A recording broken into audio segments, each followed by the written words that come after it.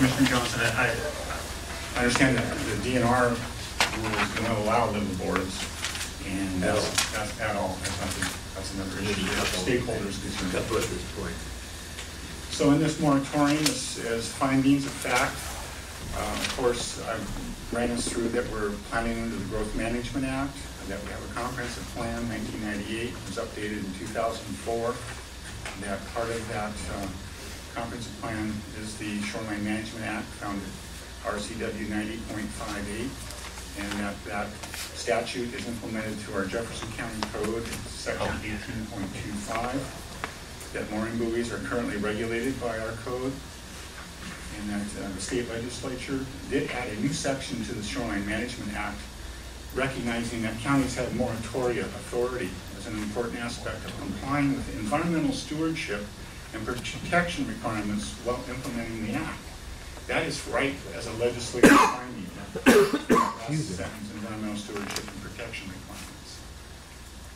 The amendment to the Shoreline Management Act was brought forward and adopted as engrossed Senate House Bill 1379. This occurred in 2008. And it provides that local governments may adopt a moratorium that provided that all the lawful existing uses, structures, and other development shall continue to be deemed lawful. And a moratorium may be effective for up to 6 months if a detailed work plan accompanies, and obviously if the public is aware and a public hearing is held within that 6-month period. So turning the page, I've gone into that Mystery Bay is located in proximity of Fort Townsend Bay, Admiralty Inlet, as a community in Nordland, as a convenience crossroads. It's a shoreline of the state. It has commercial shellfish, fish beds, residential uses, and is used actively by the boating public. And then whereas in 2008, Community Development, Natural Resources from the county, State Department of Health, State Fish and Wildlife, and local tribes began an investigation process to determine the local circumstances as to the lawful installation of mooring buoys. And view, whereas that the competing interests in the Mystery Bay between these growers and boaters and residential uses and upland uses do exist. And that a number of those uses include water-dependent and related uses. The annual growing area review is conducted by the Washington State Department of Health. And that recently in the 2008 period, they have listed Mystery Bay as threatened due to the potential pollution from a large number of boats that moor or utilize the water areas of Mystery Bay. And further, that the State Department of Shellfish and Water Protection, they issued that annual growing review, and they've threatened it with a downgrade in classification due to the amount of boating activity. And that this increase in the number of boats within Mystery Bay may adversely impact the commercial shellfish harvesting operations.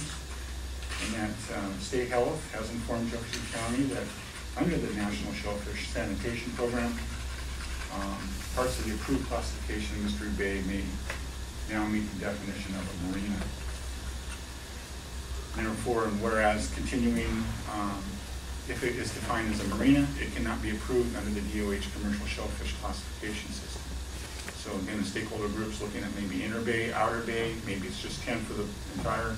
We will have that discussion with you at a later date. They did reclassify Mystery Bay in August of 2009, and this conditional approval meant a closure of shellfish harvesting through the period May 1 through October. And that was a portion of Mystery Bay. And that was the inner portion. That was the outer portion only. Obviously, around the park is closed, and the other portion was conditionally approved. Whereas a commercial shellfish closure has adverse economic impacts on local business. Whereas the county is updating the SMP, and whereas Jefferson County is participating in the stakeholder group, and the Bay Management Plan is one element of that work plan for that stakeholder group. And the management plan would examine the competing interests and further permitting additional mooring buoys in Mystery Bay may exacerbate problems associated with overuse of the bay and lead to potential shellfish closures. And it is therefore in the public interest to protect the commercial shellfish harvesting in Mystery Bay. Can I interrupt a second? The issue about allowing additional mooring buoys, that's really the driver of this, that, you know, that's what's gotten us into this conditional approval. You know, if you're in a hole, stop digging. So don't want to add additional mooring buoys in the bay. And so therefore, the section where it be ordained that the county commissioners place a moratorium on the submittal of shoreline permit applications, that we provide an exception where, based upon, and this is, so read it as a moratorium first, and then there is one small exception. If we need to use exception to relocate a buoy, permitting is required. If DOH says that one's in the way of that shellfish bed, and they advise us, then we can act accordingly. Okay, so it's to be construed narrowly, the exception. And we have people voluntarily doing this right now. Yes. We want to make sure that we can work with everyone here that is involved. And that section 2 of this ordination includes the provisions of the House Bill 1379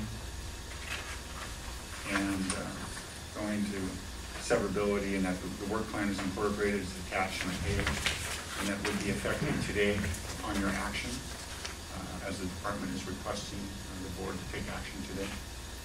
And the work plan is attached, and it describes some of the issues that I provided earlier. Would we hold a public hearing within 60 days? It's not the same. It's not the same. It's not required. It's not required. I see. The public meeting would be the Fort Flagler State Park meeting, looking at the Okay. draft plan. Okay. And then we could agenda updates to the board accordingly. Okay. So, and Al, thank you. As I understand it, in the stop digging part of it, of not allowing additional mooring buoys, that the exception is really a two-part exception. One is if the State Department of Health advises you, the county shoreline administrator, that movement or placement would contribute to preventing or lifting a shellfish harvesting closure. That's one. The second is once this Mystery Bay management plan has been adopted, if the county shoreline administrator determines that moving or placing a buoy would help implement that plan, is necessary for the implementation of that plan, that also is an exemption. You had an important point there, Philip. What's the differentiation between having a hearing on this versus other things we have a hearing on? The difference is a Growth Management Act, interim control and moratoria requires a public hearing within 2 months. This is not a GMA action. Right.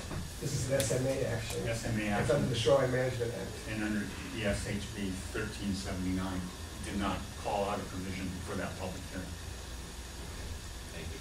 You could always change what you wanted to, though. I mean,